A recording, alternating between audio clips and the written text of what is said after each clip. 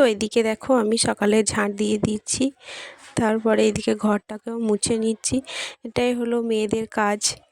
জানি না তোমরা কি কাজ করো না করো, আমার কাজ এইটাই, সকালে ঝাঁট দেওয়া, ঘর মোছা, একটা মেয়ের যা যা কাজ হয়। তো তোমরা যেভাবে আমাকে ভালোবাসা দিয়ে পাশে আছো, পাশে থেকো এইভাবেই, আমি যেন আরও এগিয়ে যেতে পারি। তো সকালের সমস্ত কাজ সেরে নিয়ে এদিকে কাপড়গুলো সার্ফ দিয়ে নিচ্ছি, এরপর সব কেচে নেবো।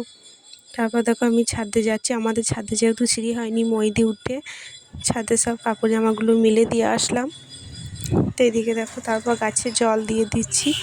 তো তোমাদের সকালে কে কী কাজ করে একটু জানিও, আর যদি আমার ভয়েস দিতে একটু কিছু ভুল ত্রুটি হয়ে থাকে একটু ক্ষমা করে দিও। তো তারপর দেখো নিজে একটু ফ্রেশ হয়ে নিচ্ছি।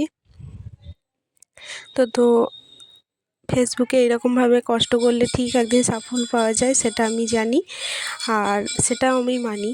এদিকে দেখো আমি সন্ধে দিয়ে দিচ্ছি, একটু ঠাকুরকে জল দিয়ে দিচ্ছি সকালবেলায়।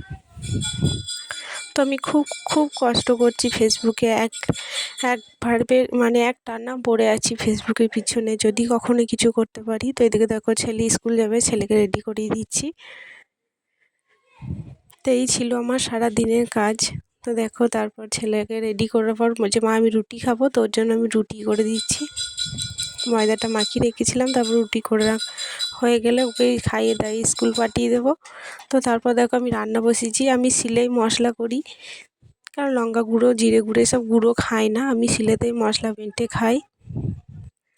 তো তারপর দেখো এদিকে রান্নাটা প্রায় হয়েই এসেছে, এবার নামিয়ে নেবো। তা আজকে করেছিলাম থোড় রান্না।